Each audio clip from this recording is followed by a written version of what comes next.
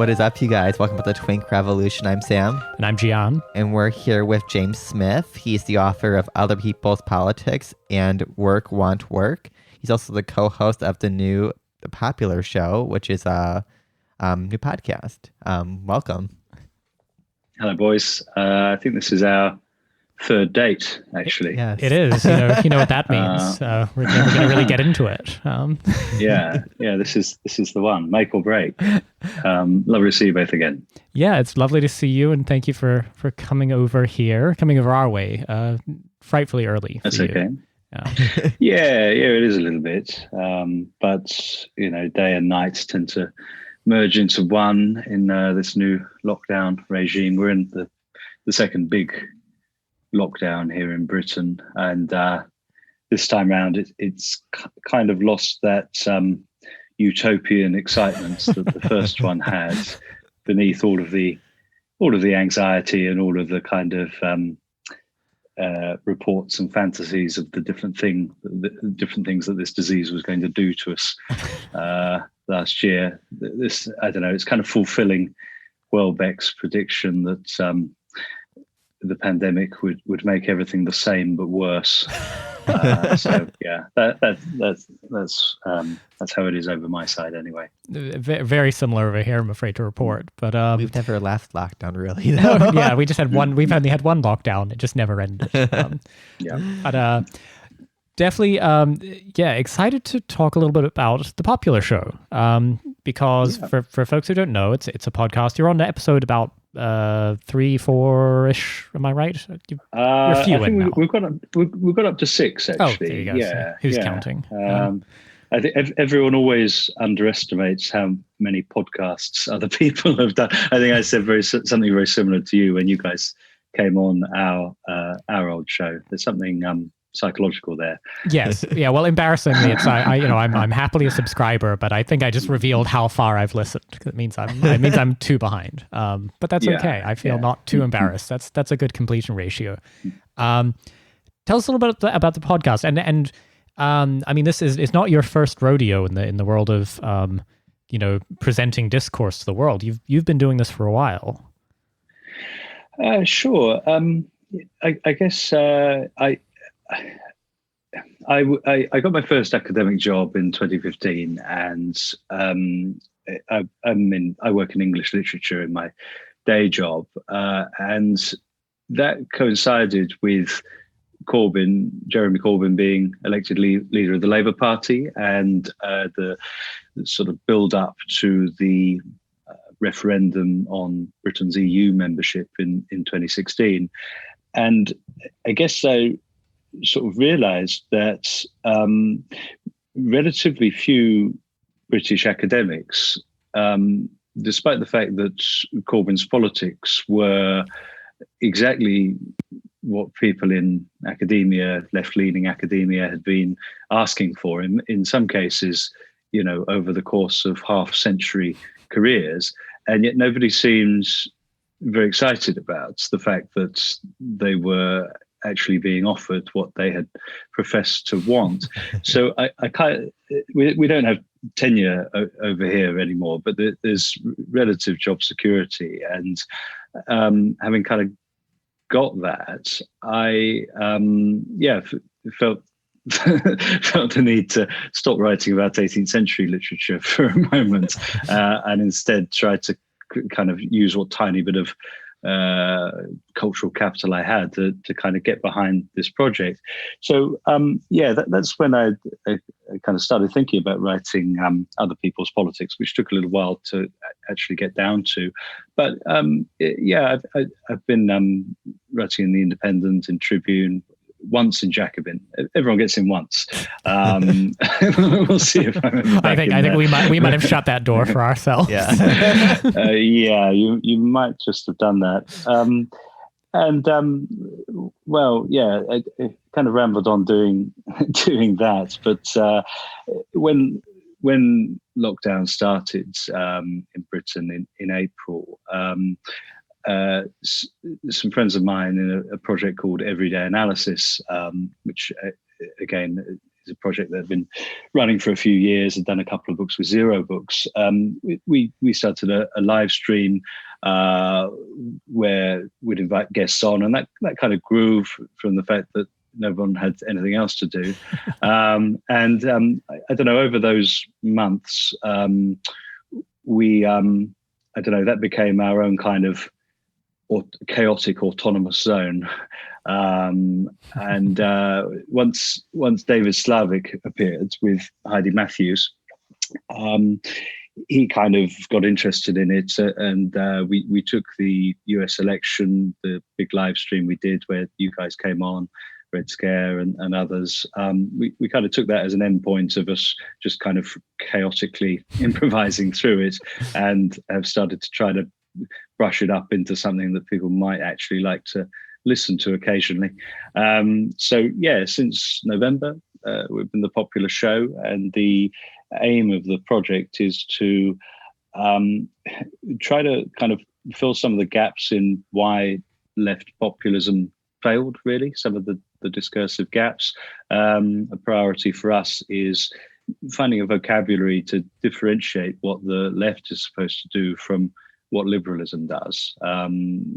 So much of our analysis, and I know you share this, of the failure of Bernie and Corbyn comes down to a sense in which we were kind of rushed into having a visible and active electoral left, and there was a kind of failure to be firm about policing a difference between us and the liberal and neoliberal party cultures that we had momentarily threatened to colonize. Well, maybe we can get into this, but it hasn't been terribly heartening, the way in which the left, in its failure, seems to have backslid yet further. So we're about that. It's the difference between leftism and liberalism. We're about kind of claiming the title of populism against the various ways in which it's become other people's politics. It's something that everyone else does, and that we shouldn't claim that term. And also just trying to be interesting and amusing, as you guys so specialize in being. Well, yeah, not to engage just a mutual flattery society, but I've got to say, I mean, no, it's really a great podcast, and the fact that you've been doing your live streams and everything for a while, and clearly sort of all have a well-formed entertainment impulse, as well as some pretty deep analysis that is kind of distinct what you get in the American left. Actually, we were speaking to Angie Speaks the other day, our first British guest, and she made the observation, which I'd be interested to get your thoughts on, that sort of Britain never had its dirtbag left reformation. And you could argue about the cultural impact of that in the US, but I mean, at least there was some direct confrontation between kind of what was the historical, just mushy left liberal blob of sort of academics and NGO workers or whatever, and some other more radical, at least more confrontational style of leftism. What did that ring true for you? I mean, do you think Britain is just sort of lagging behind in its confrontation? Yeah, that's interesting. I think that there was confrontation. It didn't especially take the form of big iconic podcasts in the way it has in the States. I mean, one exception would be our friends at Real Politic podcast, but they were never dirtbag left. In Britain, it took the form of much more of I guess it's the tradition of Monty Python and Spike Milligan. It took the form of a kind of absurdism, really, and kind of shit posting stunts online, which because our journalists are so online, that does slightly punch above its weight, because we're so much smaller, and it has been possible for people to get under the skin, as it were, of our commentator class. But it's never taken the form of that firm break that it did for parts of Bernie world. It's only so far that those kinds of online shenanigans can take you. I mean, during the 2017 election, there was a kind of the 2017 election is when Corbyn kind of totally unexpectedly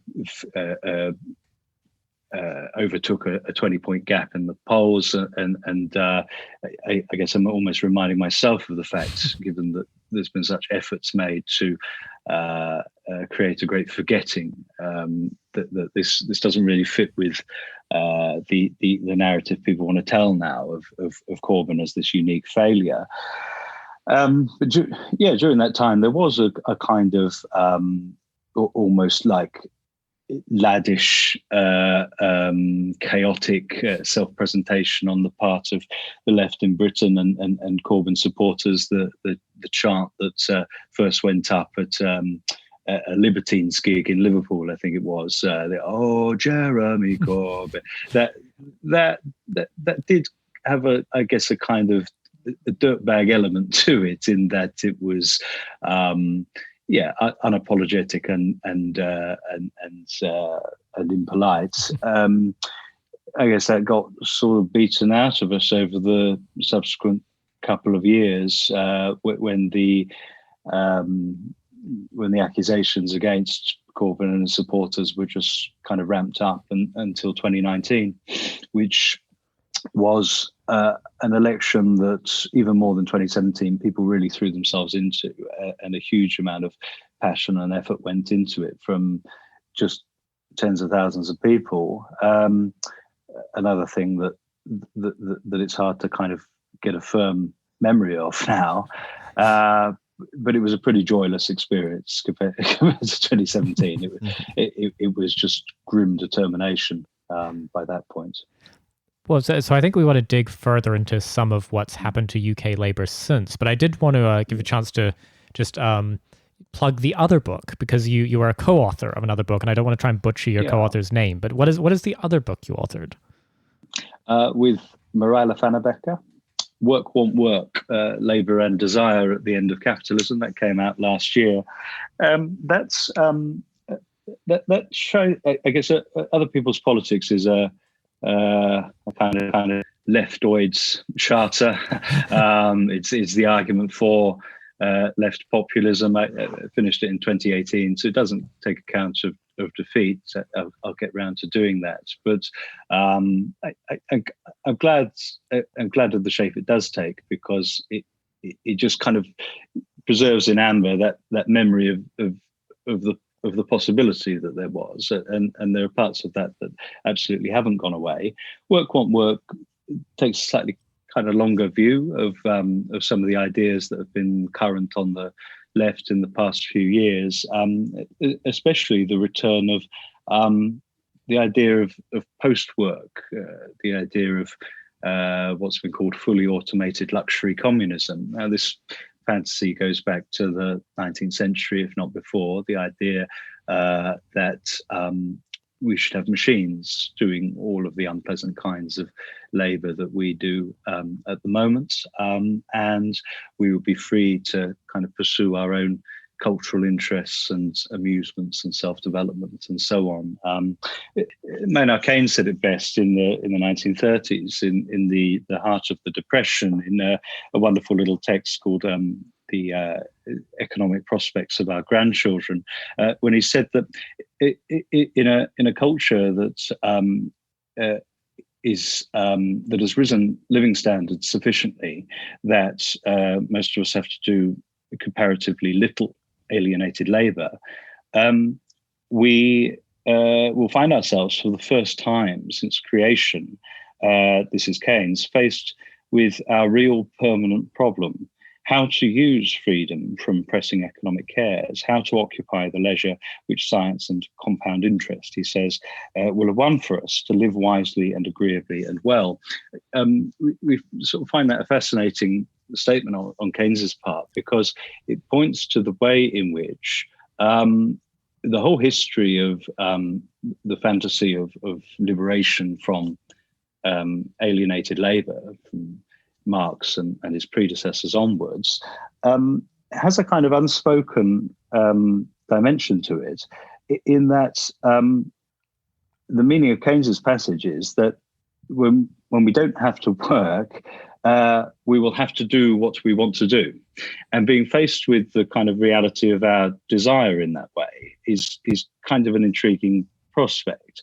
We're actually quite critical of the recent kind of burst of different thinkers coming on the scene, offering different kinds of utopian possibility for the left, mainly on the basis that the common thread is that there ends up being an almost unconscious prescriptiveness.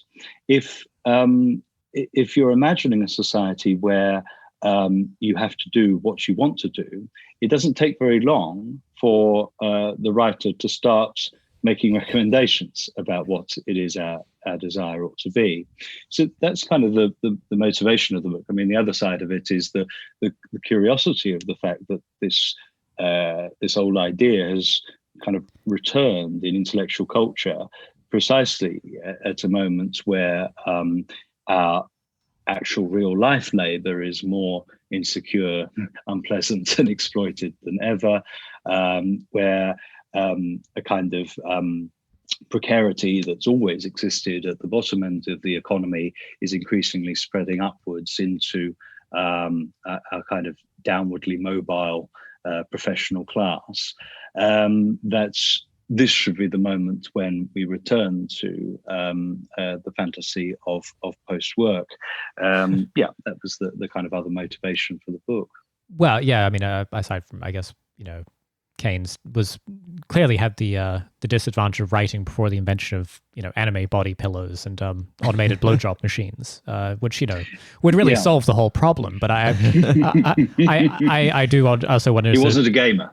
Yeah, well, no, exactly. So how would you fill all that time? Really, it is a difficult question. But I do wonder, sort of, you were being studious there, and I think not being prescriptive. But I'm curious because I feel like quarantine for so many people who perhaps worked professional jobs, however, shit and alienating, has led a lot of people to be like, I would love to be, a logger or a farmer, or, everyone's going cottagecore. Kind of, I think the combination of sort of remote work being even more hideous and alienating than the already sort of mostly fake jobs many of us end up doing.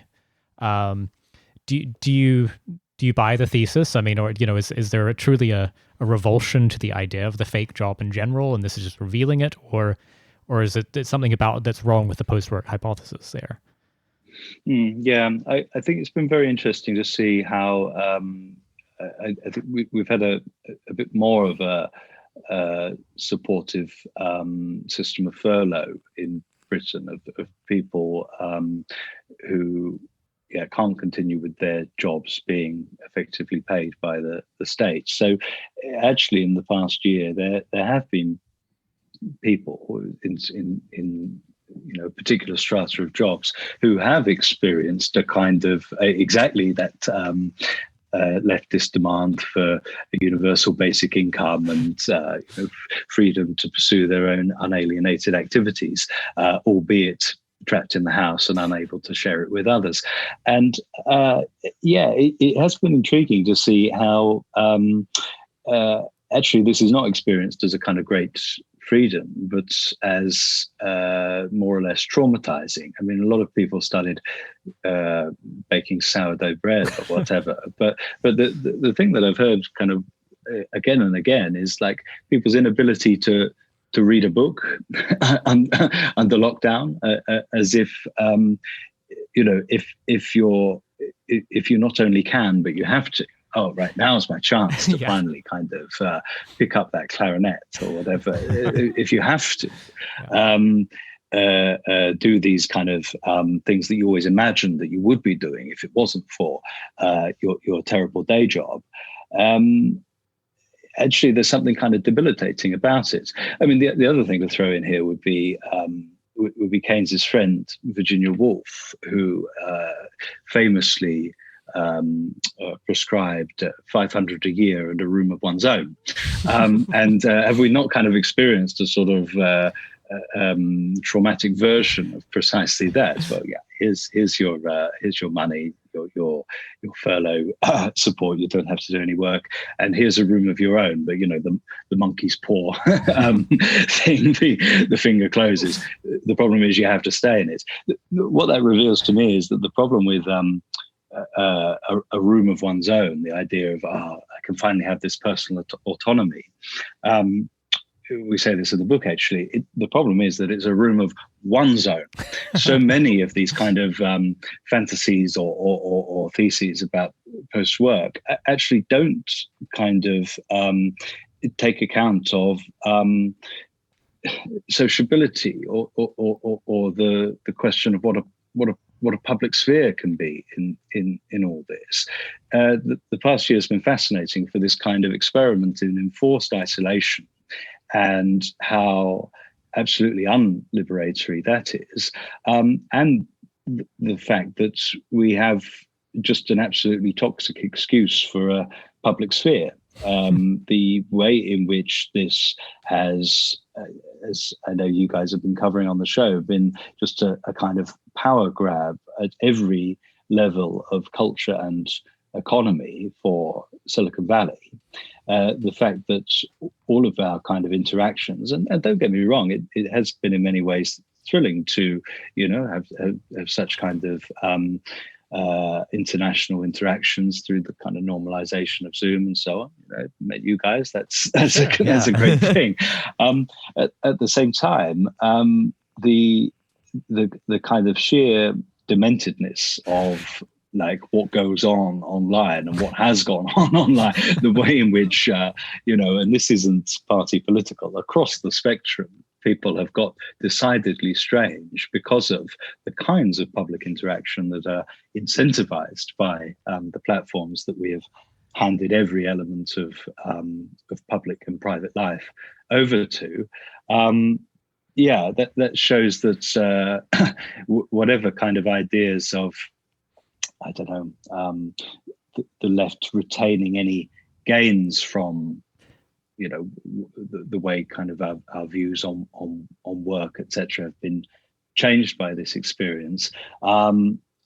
It's not going to be a good thing unless that is radically questioned and radically challenged somehow. Yeah, 2020 is definitely a rough year for everyone, but especially like the left-wing populists. I mean, not only with COVID destroying the working class, but also like Bernie's loss and Corbyn's loss. So I kind of wanted to touch on that a little bit. And there seems to be a lot of similarities of like the neo-lib parties being threatened by like a kind of outsider populist candidate. But I got to know like what's going on now in Labor. It seems like the neo-libs return to power, but how does it differ from the Democrats currently? And like, where is there hope in the UK for populism or like a left populism somewhere else at a different party? Because you guys don't have a two-party system. Like, what? Yeah. It's pretty hard to say. I mean, I would be very interested in a new left party, not because I think it could win in our first past the post system, but more from the point of view of how successfully small parties have been mobilized by the right. UKIP, Nigel Farage's vehicle, which he then switched out for the Brexit Party. That's got to be the greatest political success story in Britain in the past. Failing upwards, I think, would be the past decade. Yeah, exactly. But the failure each time forced the Conservatives to mirror it, and a party that was organised around working class economic demands in Britain. The idea that could have some kind of power of blackmail over the Labour Party in the way that that UKIP and Farage had over the Tories, I'd be willing to listen to that. I mean, the fact that all political organising has been limited pretty much to the one great success has been the rise of tenants' unions, because tenants in Britain have constantly had the sword hung over them, always kind of bans on evictions. The date for that expiring comes up, and then no, you can have a little bit more respite. So there has been some kind of politicization of renters that needs to be mentioned. Groups like Acorn, but broadly speaking, the fact that we came out of that 2019 election saying, okay, now's the time to really engage in community organizing, do that work that we didn't have time to do when we were just fighting the battle of firefighting over Corbyn. That was immediately kind of stamped out by the fact that everyone was locked down. So it's just been this kind of online simulacrum of, I don't know, just becoming more and more forced into our own kind of crazy lane against their crazy lane. So it's been a year of being on pause. Meanwhile, indeed, there has been a kind of right-wing takeover of the Labour Party of sorts. I mean, I hesitate to use the phrase because it's much more about the party reverting to type, I think. I don't think it's been appreciated what a kind of historical freak Jeremy Corbyn was, and in many ways it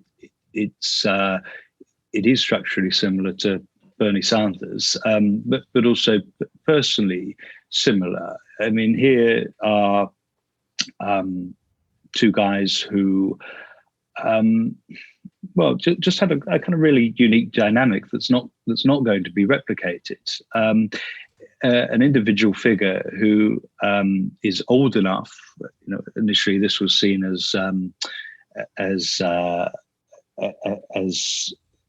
problem. Like, we were used to these kind of younger boomer politicians, and here are guys in their late 60s, 70s.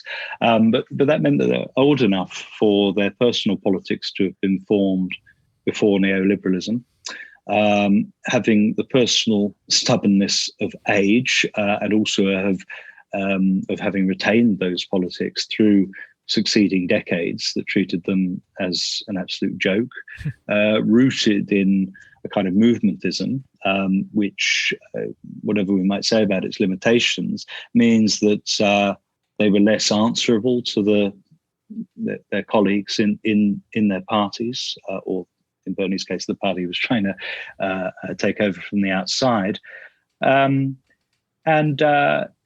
All of those ingredients, many of which were seen as the kind of downside of these people. Oh, but he's old. Oh, but he's a kind of old dandruff lefty, whatever. Those things were actually the kind of unique strengths. And then you look at the kind of younger left people in the Labour Party, and whatever personal virtues they may have, it's kind of impossible to imagine them taking over this deeply neoliberal and deeply neoconservative as well party as it stands. And perhaps the same could be said of the Squad. Keir Starmer, I find it hard to blame him himself. He's the scorpion on the frog's back in the folktale. Really, you have to look at the problem of a party membership, which was actually quite kind of naive to political dynamics. They saw Keir Starmer as somebody who professed to support Corbyn's policies, but would add a kind of professionalism to the equation. Now, to think that radical social democratic policies that go so far against the policy consensus in Britain can be just spoken into existence. The idea that you could look back on the last 5 years and not see that all the energies of the state and civil society were deployed against those happening. The idea that somebody who's not particularly had those politics in the past can suddenly kind of spirit them up from nowhere. Also, the kind of idea of I don't know, professional class rectitude that much of the Labour membership saw in Keir Starmer. I just don't think that's particularly attractive to the rest of the country. We're in a kind of funny position relative to the Democrats. We have actual party members as opposed to the kind of registered supporters, donors. We have members. Yeah, donors. Donors. Yeah, exactly. But they're also much less powerful. We don't have primaries right.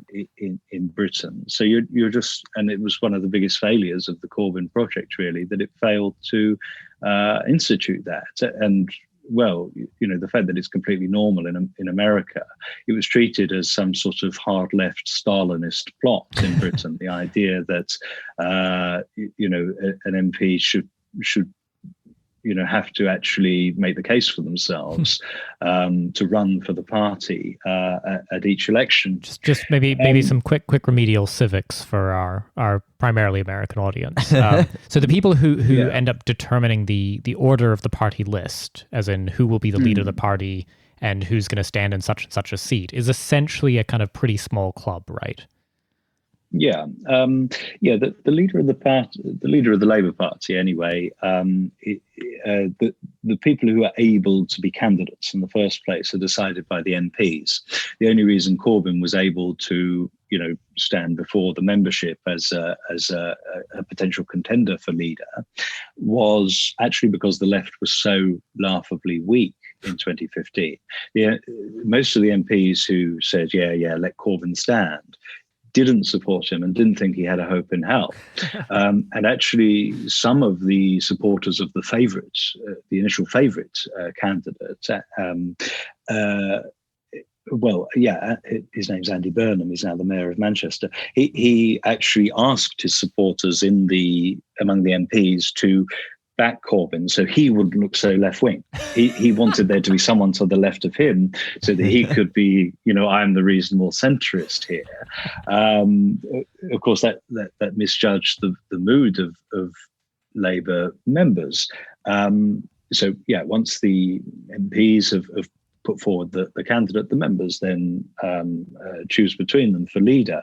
As for the members being, that's not the members of Parliament, that's the members of the Labour Party, I'm right? being unclear. Rank and file, ordinary. And anybody could go. Sam and I, if we were in fact, citizens of Britain, we could go sign up and pay the dues and join the Labour Party, right? And we would get our vote, right, but from this very controlled by essentially the existing political apparatus.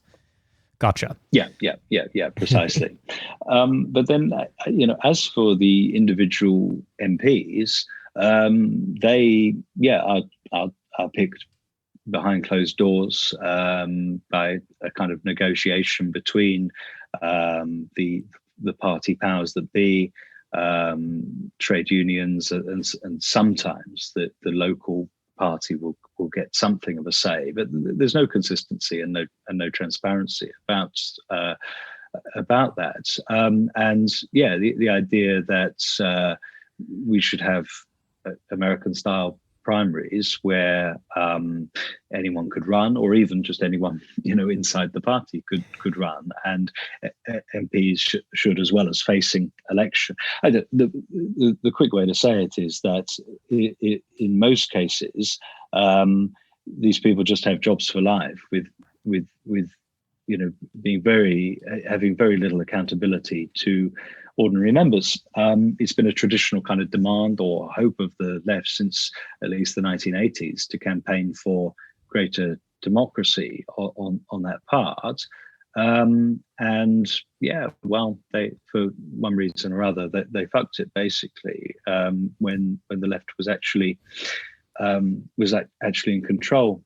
But I think it's kind of a tragedy, really, of the left in Britain that, and I know the same has been said of America, that the left it shouldn't be underestimated that the Corbyn and Bernie affair has created a left of sorts in a way that didn't coherently exist before, but it has also sucked us into these deeply destructive parties. And I know something Amy Therese was saying a very long time ago was that the effect of the Bernie campaign has been that to create a legion of bratty subs who are relate to the Democrats in this antagonistic way, but as Democrats. They wouldn't have been Democrats before. Bernie has made Democrats of them.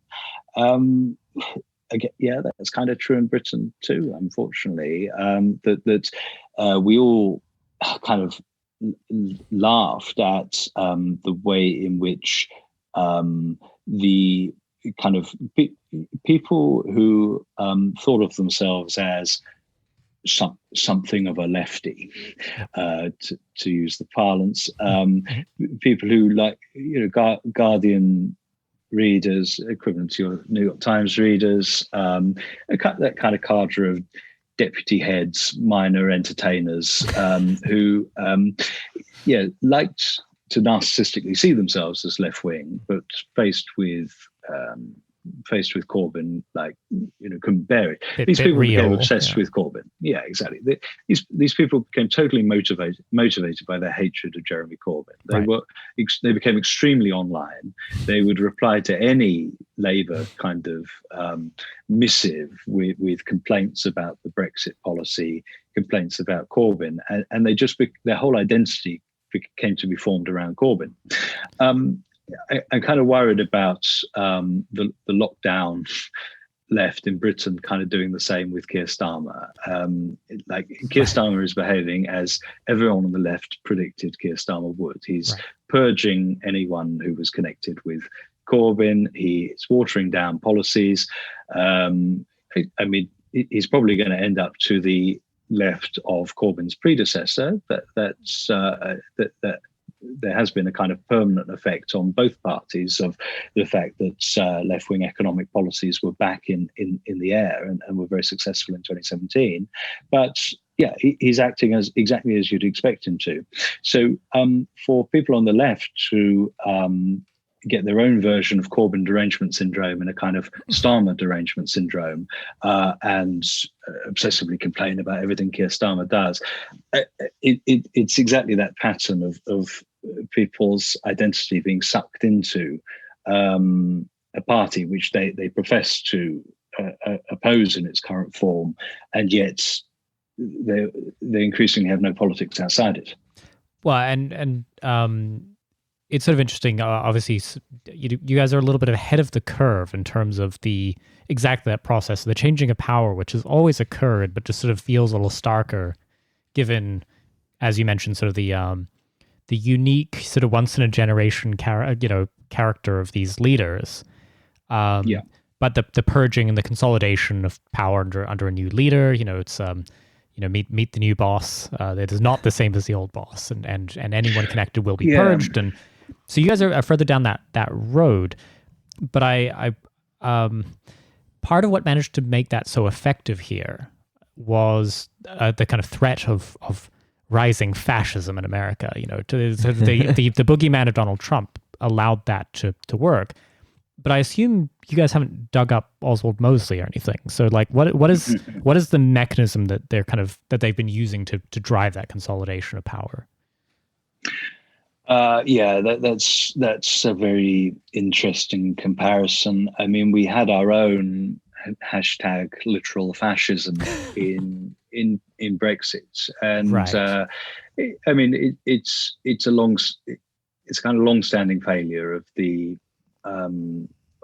British left, that, or rather a symptom of weakness, put it that way, that it came to outsource so much of its social liberalism to Europe, and indeed protection of workers' rights to Europe. But I mean, the sort of famous anecdote is of the Trade Union Congress under Thatcher welcoming Jacques Delors with a chants of Frère Jacques, much to Delors's bemusement that this historically Euro-sceptic trade unionism and British left had suddenly embraced Europe as the thing that was going to kind of protect workers' rights and human rights, because the left was unable to do it in Britain.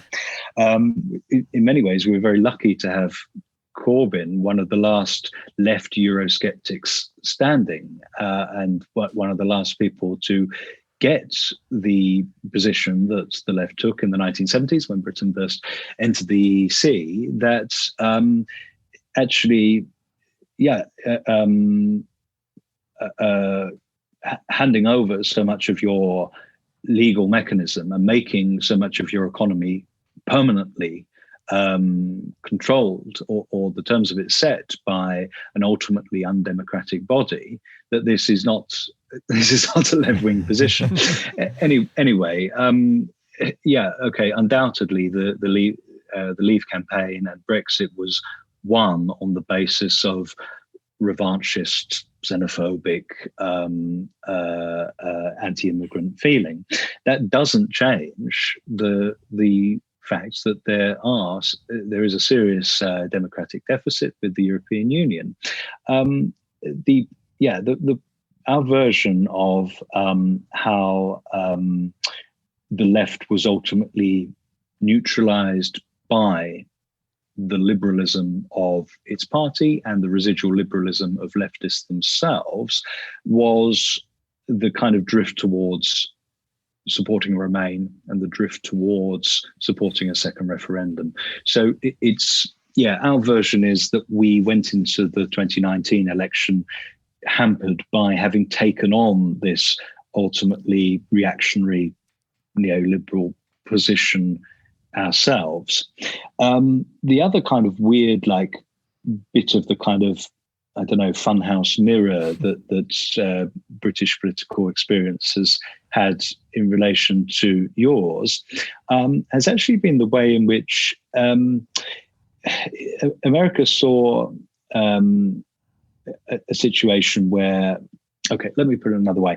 Boris Johnson has frequently been represented as Britain's Donald Trump.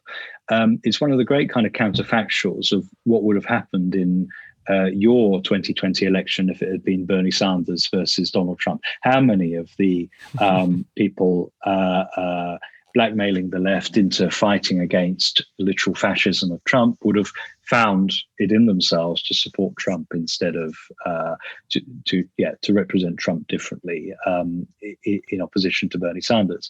Because so many of the bodies and people who had been deeply anti-Brexit suddenly found themselves either directly or indirectly helping or supporting Boris Johnson. In other words, Johnson was the obviously unacceptable and inappropriate candidate. I don't know what you mean, my boy. It's ridiculous to say. It's quite triggering for me to hear the voice. It's just a miserable position that I can no longer bear to hear the voices of either main party leader. No, I've become a do we have to have that on guy when it comes to current affairs programming or the radio. Boris, the obviously unqualified, inappropriate candidate who all of the media and civil society had to pretend was actually okay in order to keep out the truly unacceptable countercultural figure, leading to a situation where after the election, none of those people are capable of criticizing or seeing Boris Johnson straight because they put so much into defending him effectively in 2019. So in that respect, Boris Johnson is Joe Biden, not Donald Trump. Right. I think that's where the mirror comes in. That Corbyn actually, in if we're looking at this kind of structurally, it was was much more in the Trump position. So as far as the comparison of Labour and the Democrats is concerned, the Labour Party is much more in a kind of weak position at every level. I think of your shit libs and I think of my shit libs, and I kind of think ours are worse because they're so much more like, I don't know, the sort of Dostoevsky underground man, that they're so motivated by kind of rancor and hate as opposed to entitlements and a kind of self-image of being in the right, like your ones are. I don't think our ones think they're in the right. You're basically dealing with a kind of generational thing in the Labour Party where Tony Blair and Gordon Brown got in 1997, and they were completely paranoid, really, about the idea that they were going to be seen as too left-wing. So anytime they did anything progressive, which they did from time to time deign to do, they immediately had to follow that up with the most brutal neoliberal policies of privatization and this kind of virtue signaling, really, that actually they were Thatcherites at heart. So you read accounts of that time and you see this, it's characterized by this sort of nervous paranoia that they're going to be chucked out of power for being too left-wing any moment. The people who came up below them didn't have that sense of being like, oh, we're going to be seen as too left-wing. They thought it was actually good to do the right-wing stuff. I mean, Blair's his own kind of weird case, but they saw the stuff that Gordon Brown felt he had to do in order to get away with the slightly progressive stuff he was otherwise doing. They saw that as the good part. Add to that the kind of personality-led or religion-led bringing of Britain into the Iraq War that Tony Blair did. You then had a kind of wave of those same kind of next wave on of liberals in Britain who had to defend the indefensible. And absolutely couldn't bear the fact that the left and much of the broadly apolitical population was right about Iraq. Jeremy Corbyn was the head of the Stop the War coalition at the time. He's never been forgiven for that by these people. And you basically just have the most bloodthirsty people in the country, the most anti-left people in the country are the dominant force in the Labour Party. They're worse than most Conservatives, actually, in terms of what motivates them. It's utterly spiteful. Now, on the other hand, what I can't imagine those people doing is what the Democrats seem to be affecting now, the Biden-Harris administration seems likely to affect now, which is a kind of new spirit of capitalism. I think that this is where the role of the lefts is different too.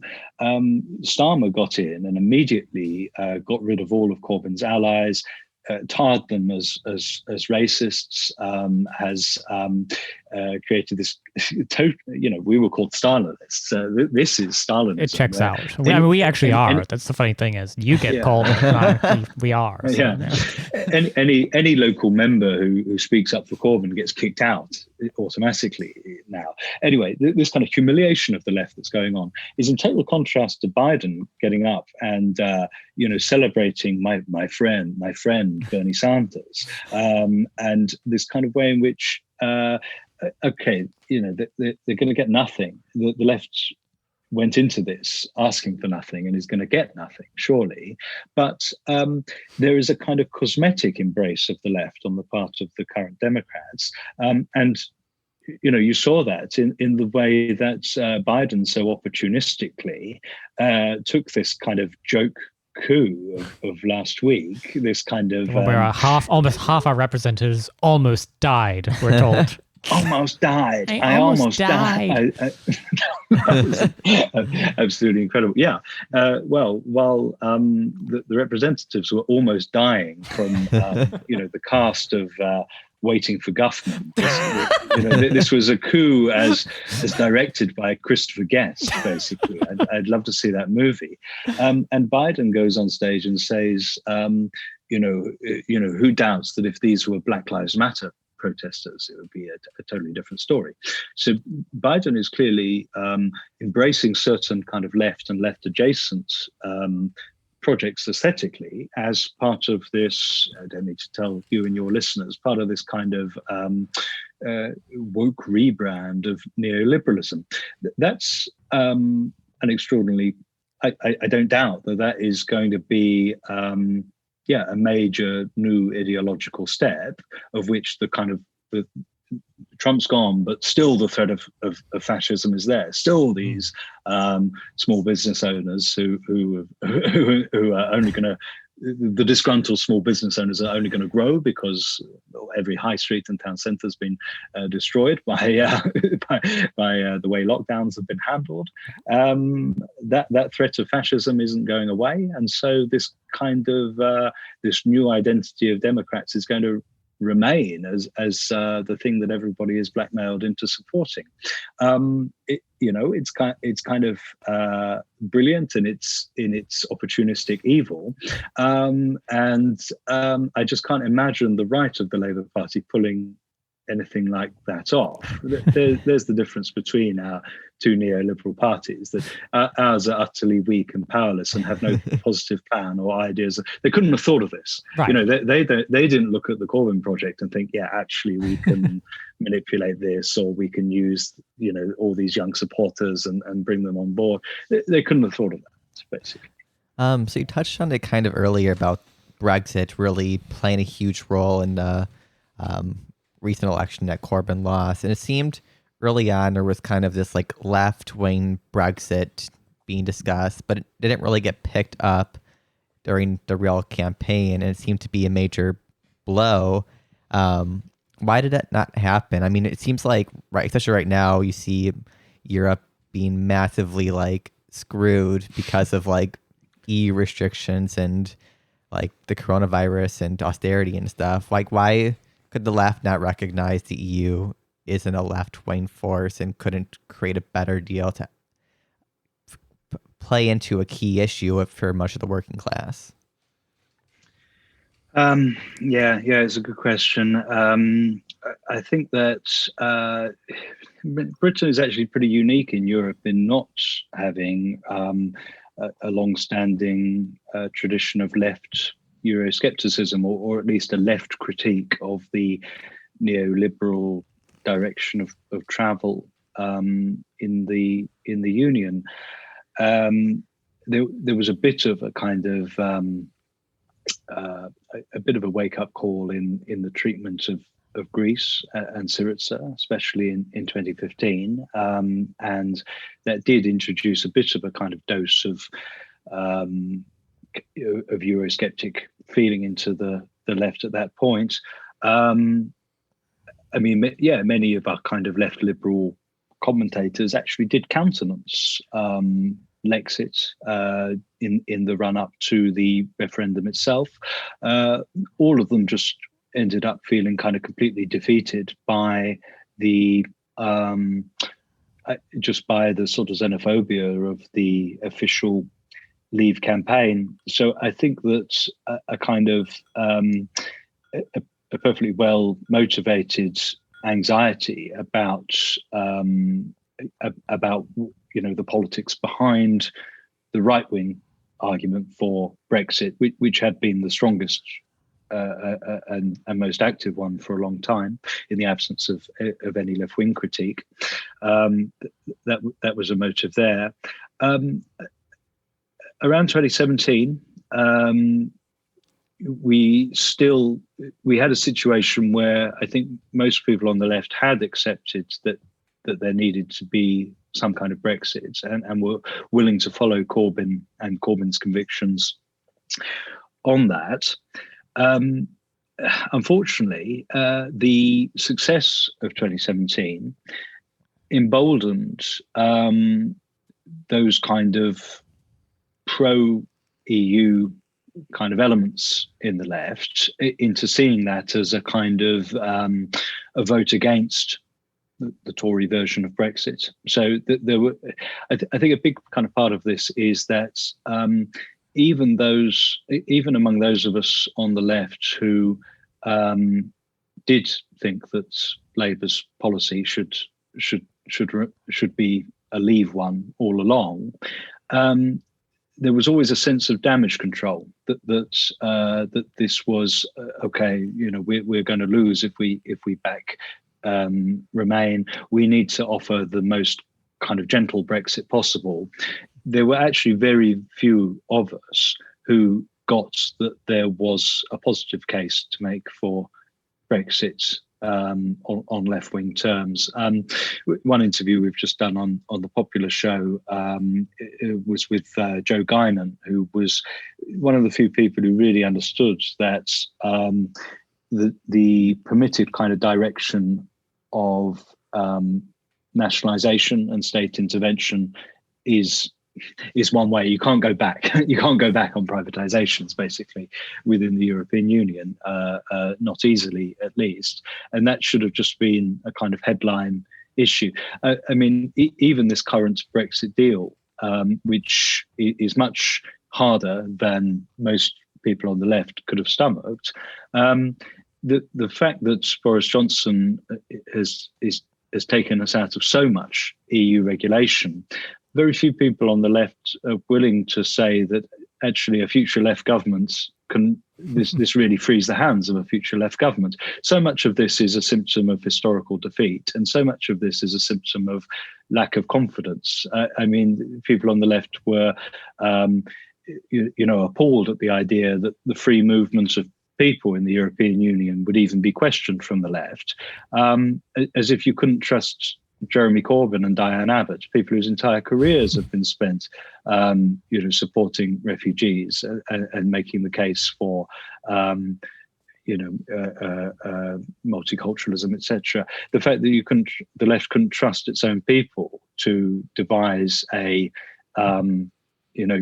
humane and progressive immigration policy said it all, really. So I guess the answer to why the left couldn't embrace Brexit and couldn't make the positive case for it from the start and exclude those pro-Remain arguments, firstly, it's the fact that so much of our kind of conscience, the left has imagined Britain's conscience has been kind of offshored to mainland Europe. But of course, it's also class as well. It's a classic never-ending problem that the most active people in the organised left tend to be middle-class professionals, and they thought, even the best among them thought that these Leave voting communities could be sort of bought off.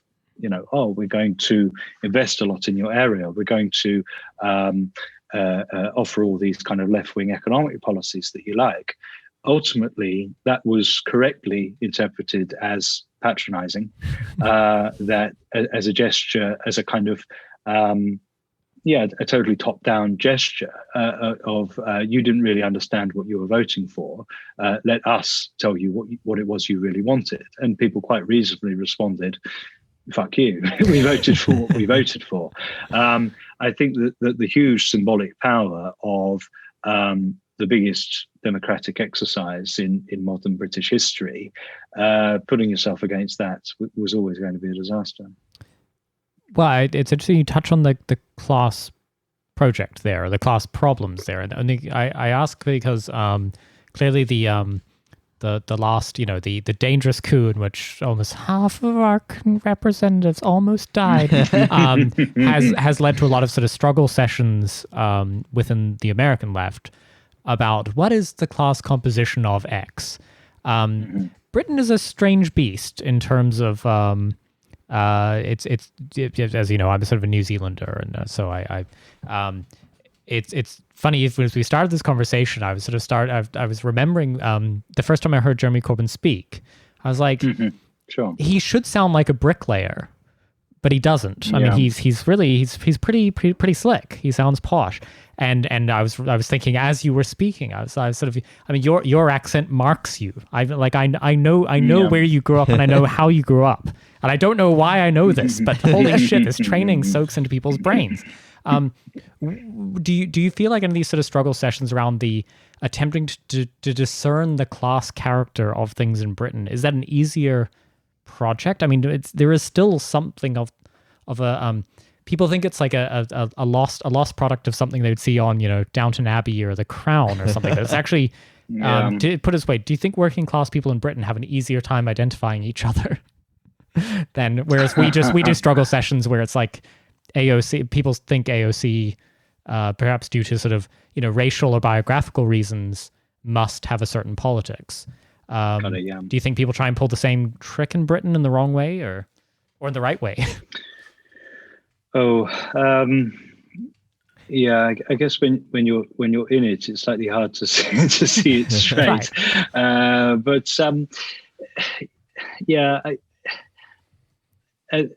One issue we have, which is the story of the West, really, is that there is there's that trajectory of increasing living standards and social mobility up to the 1970s, and then a gradual kind of the neoliberal tipping point where that starts to change. I mean, that is inscribed generationally, so that a lot of culturally working class people do own houses in the way that the downwardly mobile children of that generation of middle class people don't. There's that complication that's age and class increasingly collide with each other. I think that kind of argument, though, a lot like the supposed revelation that the Capitol protesters or insurgents or terrorists or whatever we're supposed to call them. House style is domestic insurgents. Domestic insurgents, yes. The domestic insurgents turned out to own whatever car dealerships and have golf club memberships and so on. Yeah, I mean the similar kind of point is made here, as if it's some kind of gotcha that so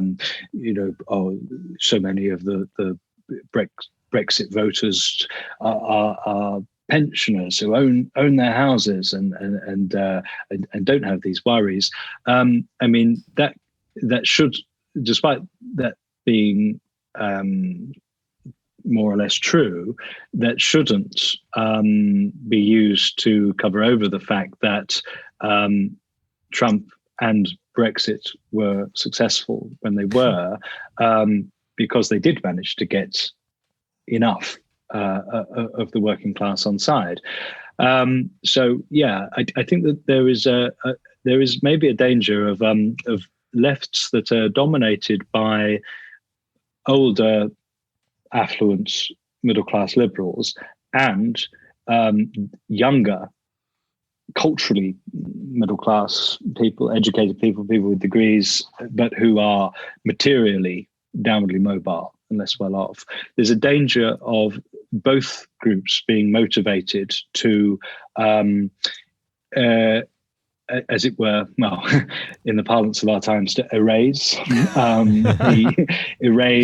the working class constituency in both of those things. I mean, you go to these towns in the so-called Red Wall, and you go to Stoke-on-Trent or something, and it's just a joke to think that these are secretly, affluent country club kind of people. I mean, the other thing again, it's that problem I was citing with the question of a room of one's own, like the idea that people's politics are totally siloed and totally their own. I mean, that Brexit voting old guy lives in a house with with other people, lives in a flat with other people. and our politics, and particularly when we're talking about people who are not obsessively online, obsessively politically motivated, or fans of politicians or whatever, people for whom politics is much more in the background, they I don't know, their politics cross-pollinates in a way that I think gets underestimated. Well, so yeah, you don't really do it on your own, as it were, as much fun as that is in quarantine. I mean, a good example there is that we're constantly told that those northern and Midlands constituencies, traditional working class Labour heartlands that were lost, lost in the 2019 election. We're constantly told, well, if you look at the breakdown, what you'll see is that it was the Remain supporting minority within that constituency that voted for Lib Dem or Green. It wasn't that the working class went from Labour to Tory in those places. Even if that was true in the way that is claimed, you've got to imagine that you've got a Brexit, let's say a Brexit supporting dad in a household, a potentially Corbyn supporting kid in that, son or daughter in that household, who might get demotivated if all they hear is about the fact that Corbyn's betraying the country on Brexit. Even if the kid doesn't support Brexit, nonetheless they're going to start to have doubts about other parts of the program.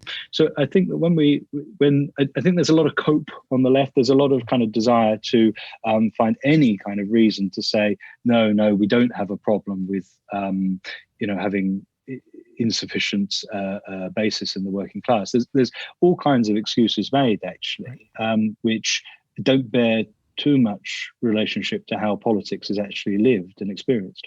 Well, yeah, that's fascinating because I moved to London when I was all of 19, 20, straight from New Zealand. And it was funny, I met some like expat Australian in a bar or something who explained to me very drunkenly, and he never, I think, realized quite how wise he was. He's like, look, mate, our superpower here is the fucking Brits don't know if we're rich or poor.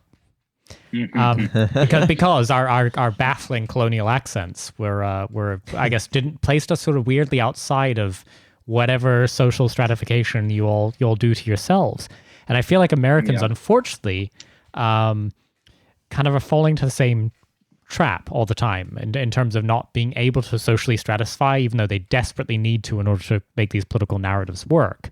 So I just kind of wonder whether there's sort of a breakdown going on in a similar way in some sense, where yes, you have people who are literally lords, supporting Brexit or whatever, but then there's your unemployed bricklayer or whatever is also supporting Brexit. You can't like thread these narratives through these people, right? Because people don't like these self-narratives are central to our kind of the way we talk about political movements, and yet they don't make any sense.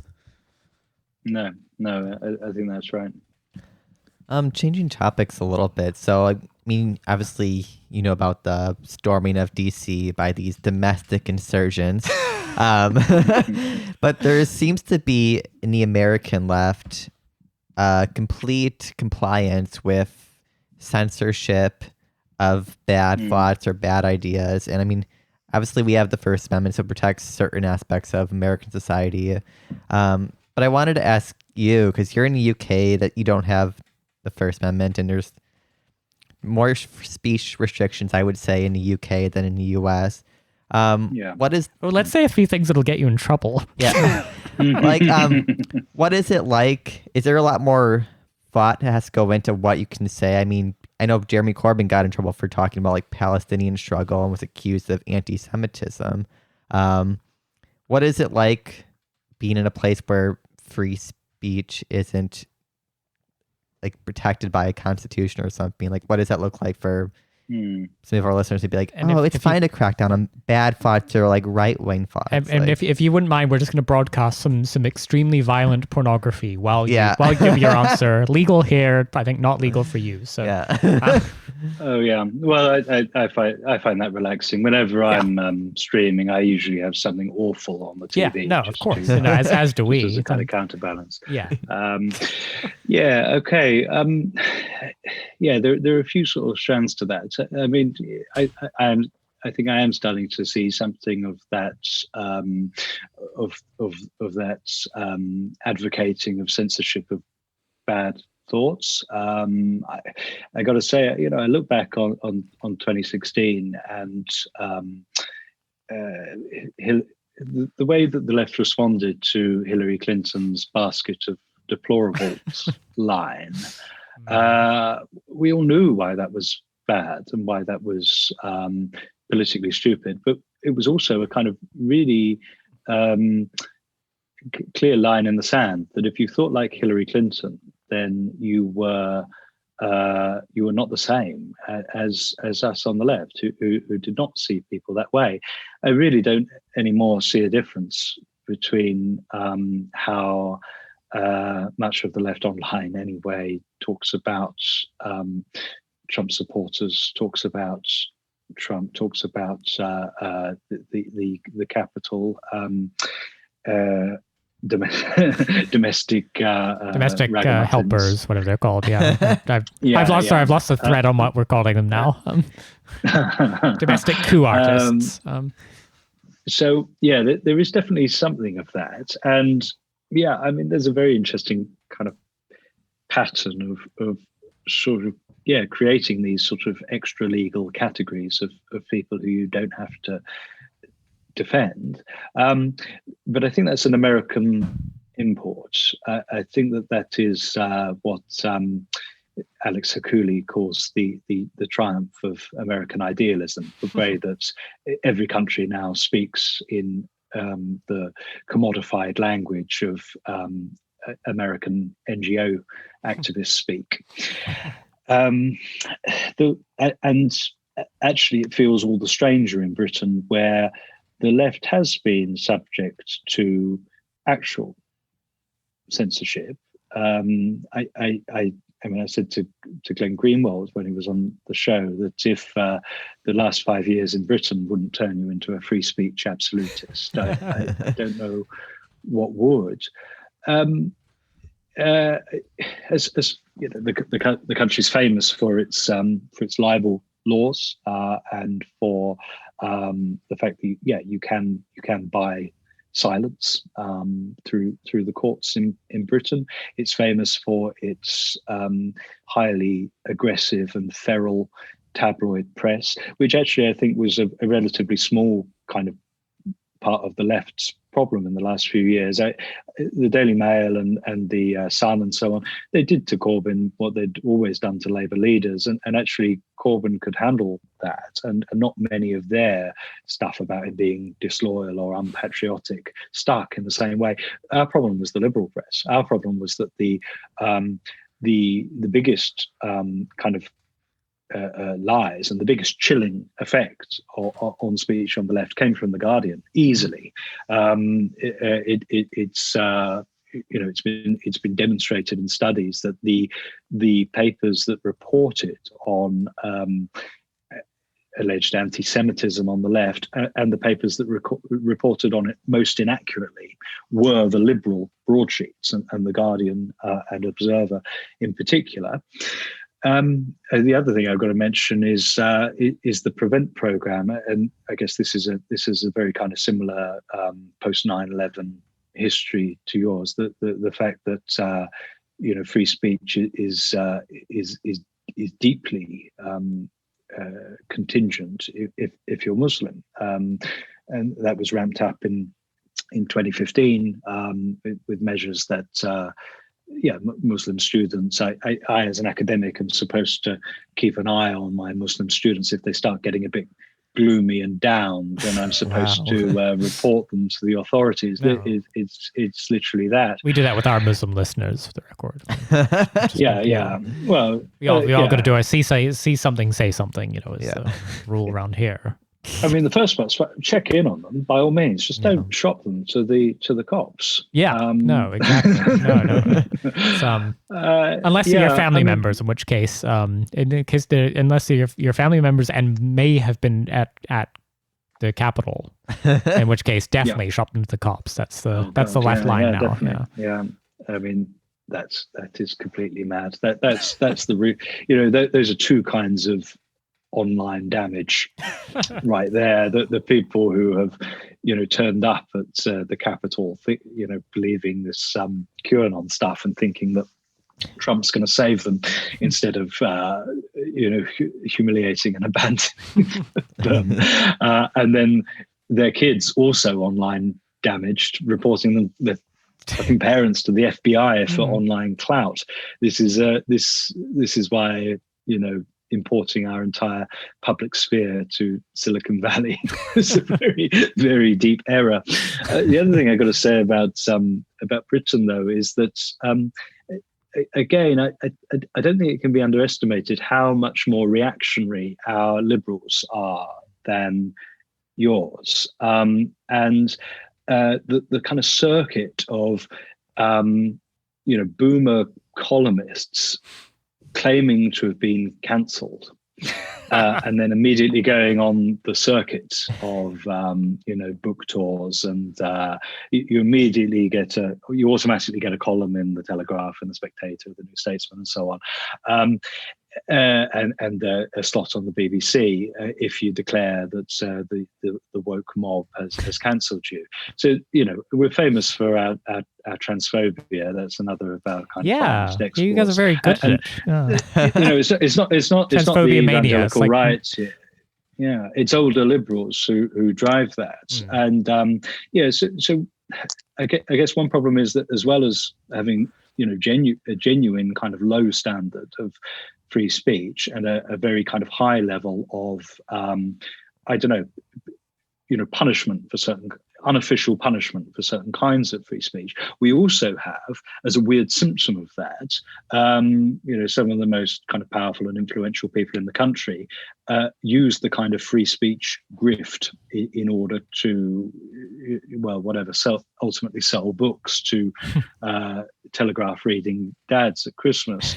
Unfortunately, that can lead to a kind of effect on the left where, because we hear it's used in such a debased way so often, that we forget that we are actually meant to stand for free speech. In the Corbyn days, we used to refer to the game of cunt chicken, which is how sensible and reasonable and normal a thing can Jeremy Corbyn say without all of these liberal commentators pretending to be against it because Corbyn said it. So how innocuous and inoffensive thing can Corbyn say? It's a game of chicken. Right. Unfortunately, we're in a kind of inverted version of that now. We're out of power, whereby it's how reasonable and normal kind of liberal statements of a principle like free speech can be defended without the left being triggered by it. We forget that we're meant to stand for the real version of these principles, not to think that anybody raising the issue of censorship or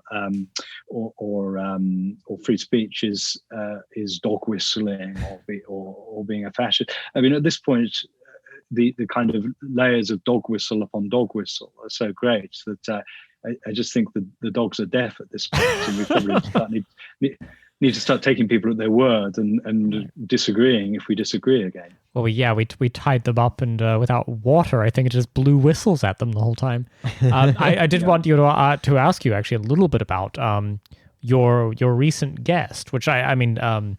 Just to break into full podcast promotion mode. I mean, the fact that you're on episode 6 or so and are getting guests of the caliber of one, young firebrand radical Peter Hitchens. I mean, it's no amateur little COVID podcast over there. You're getting them all. But I did want to ask you about that because I feel like America suffers from. Sorry, let me back up. This will be slightly winding, but I promise it has a point. The kind of DSA types in America are now lining up with the idea that the Republican Party has gone too far, and that its inevitable collapse shall lead to a better utopia. And they're saying it's not because they support Democrats, even though they do. Fundamentally, it's an adjunct kind of a wing of the Democratic Party. But even if you were to sort of reject that idea, then the idea that the Republicans are clearly worse, we got to get rid of them, and then in its place shall bloom, that'll let the Democrats have to reform, and we shall have a better relation to politics. However, we've lost our conservatives. We don't even have you would never be even who would you point to in the United States that would even be sort of on level somebody like Peter Hitchens, who, just in case anybody misconstrues me, I mean, batshit insane, religious revanchist weirdo, but genuinely conservative. He's not a liberal. He's not a neocon. He's not a neoliberal. He is genuinely a conservative of the old school. What was that like?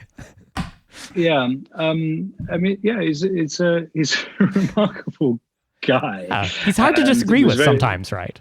Yeah, I mean, it was very sort of I don't know, sporting and decent of him to come on the show. And I said, we're not going to have a kind of confected debate here. We're not Oxbridge on the show, whatever you might make of my accent. We're not interested in a kind of debating society thing. Well, no, you have a glottal stop, friend. You're not fooling me. Basically, I wanted him on because I wanted the left to hear what the right thinks of the left, and by which I mean the kind of true right. I mean, the best bit of that interview is when he says that Tony Blair and Keir Starmer are far more radical than Jeremy Corbyn, than what he calls the old steam-powered left, and I said, of course, well, yeah, all right, maybe so, but we see that as a continuation of Thatcher, not as some kind of Gramscian, crypto-Gramscian project or whatever he thinks. Yeah. And so I said that about Thatcher, and Hitchens replies, I suppose you regard Margaret Thatcher as a conservative. It's just beautiful, right? Yeah. But I mean, okay, the stuff of is an anti, as well as the religious stuff, being pro death penalty and deeply anti-lockdown. I think that those arguments are worth listening to, not necessarily. Yeah, no, it's fascinating, penalty, certainly. But I think that across the political spectrum, we haven't reckoned with how damaging lockdowns are and have been, and with good reason. Very often there's a kind of terror that people aren't going to go along with these measures. Gosh, I didn't realize it'd be so late in the show where I had to threaten to cut somebody's mic, but there you go. Don't worry, that's not where I'm going. I guess that the thing that those anti-lockdown people are right about is that lockdowns are absolutely terrible, and that maybe isn't. We're going to have to deal with that kind of emotional deficit at some point. But more importantly than that, Britain also is pretty.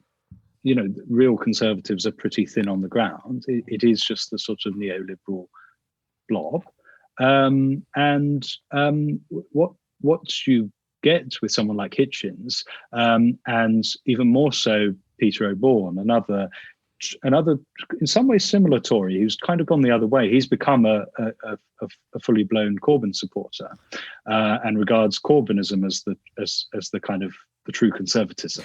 This is kind of true horseshoe. That's the horseshoe I'm interested in.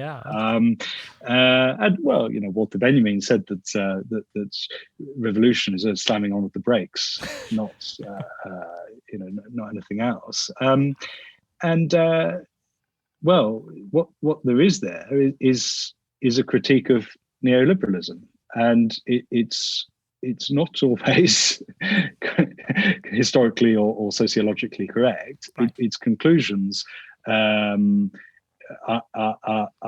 pretty balmy, but it's worth reminding ourselves that our apparent kind of political antagonists do in fact object to many of the things about the current organisation of society that we do. Well, and I mean, we get into a lot of trouble on a few points, and I assume you'll run into it in your own way. In due course. Well, no, not as much in due course. You're further down the road than we are in some sense. I just feel like your haters haven't caught up with you yet. Don't worry, they'll find you through this. It's tough on somebody like Peter Hitchens to sometimes argue with some points, like, because as you say, right, not a neoliberal, and rejects more vehemently, more full-throatedly, albeit with a sort of Oxbridge purr as he does,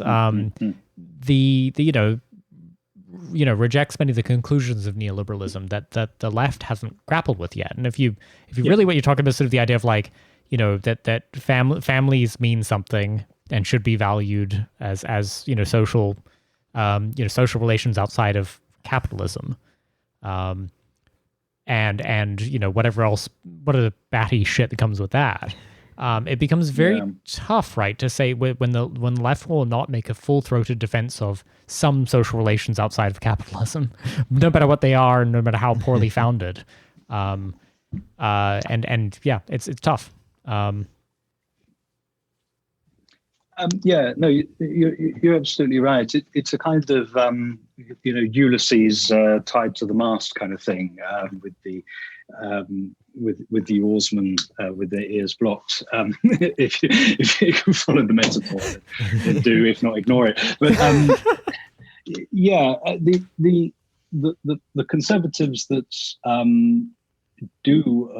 that are most willing to object to the kind of decimation of non-commodified life do so from a position of not ultimately being willing to critique the market, which is the great agent of the destruction of non-commodified life. And the left, meanwhile, critiques the market, ideally, while also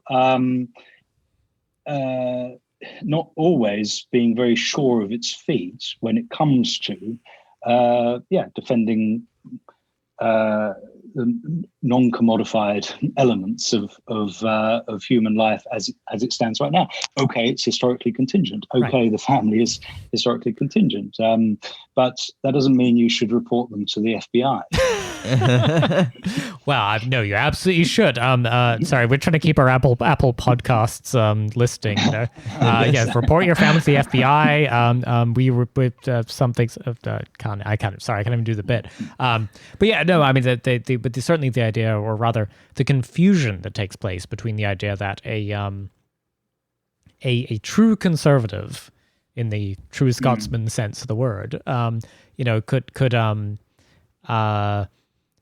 reject those kind of commodified social relations for reasons that are very different from your own, but the conclusion is correct to the extent that the entire fucking left in America is lining up to explain and justify why you should collaborate with the FBI this week because their conclusions happen to briefly align with yours. I don't know why it's pushing shit uphill to make this argument that really, these things should be okay. It's not rocket science, and when we were winning, I think people were better on it. I mean, I remember the 2017 Labour conference. The Momentum ran a kind of festival alongside it, and one of the sort of best attended panels was on something called Mums for Corbyn. Where the premise was, precisely the kind of idea that a new settlement on childcare and support for families needed to be reached. It was still a kind of left libertarian impulse. The point is that neoliberalism forces some people to stay in family relationships that they don't want and that they can't kind of live fruitfully within. People can't even move out of their parental home, or people who can't afford not to be in a conventional couple. It also prevents other people who would like the most conventional kind of nuclear family from having it, because they can't afford to have kids, can't afford childcare. Both parents have to work or whatever. And that wasn't hard to grasp. That both your there's nothing wrong with wanting the most normal kind of traditional nuclear family. There's nothing wrong with wanting some kind of polycule. Both ends of the spectrum are kinds of personal choice that are striated or prevented by people's material circumstances. People got that in 2017. Now that we're losing, we just also lose our minds. And the fact that Keir Starmer says he wants Labour to be the party of the family, everyone responds to that saying, oh well, Keir Starmer's a Nazbol now. I think it's a symptom of losing. Everyone's a populist when they're winning, and a misanthrope when they're losing. And everybody is capable of being generous and seeing other views more clearly when they're not completely politically hopeless themselves. Yes, well, and on that beautifully class reductionist note, which we naturally, as proud creators on the Spotify and Apple platforms, reject wholeheartedly. James A. Smith, at New Populism, that's NU Populism on Twitter. Yeah, like new metal. Yeah, hell yeah! I'm throwing metal horns. People can't see it. I wish we had a visual medium. Thank you for being here. Would love to hear, obviously the popular show is on things like Apple Podcasts and Spotify, and where all good podcasts are sold. Anything else you're working on? Anything else you think people should be checking out right now, or what's coming up? Yeah, just get behind the popular show. That'd be great. We're on all the normal podcast apps. We're kind of developing the YouTube channel as well. Cool. And we just joined LinkedIn with the plan of I don't know. The offer is that if you want to pill your normie colleagues, then follow us on LinkedIn. And we're not doing anything weird on LinkedIn. We're pretending to be just normal educators. Normal. Yeah. That's the that's hegemony, baby. Yeah, no, that would be a wonderful bit. If I'm afraid that the gays beat you there by a long, long way. Your heterosexuality, unrepairable as it is has held you back, because the gays have been cruising for sex on LinkedIn for years. But I love the idea you would find political allies, radical political allies on LinkedIn is a good. It's good. It's a good angle. And I can, speaking as one of the gays, I can say I wish you much success. Yeah, it's good. It's good hunting on there, isn't it? Okay. James, thank you so much for being here. We really appreciate it. Absolute pleasure, boys. Absolute pleasure.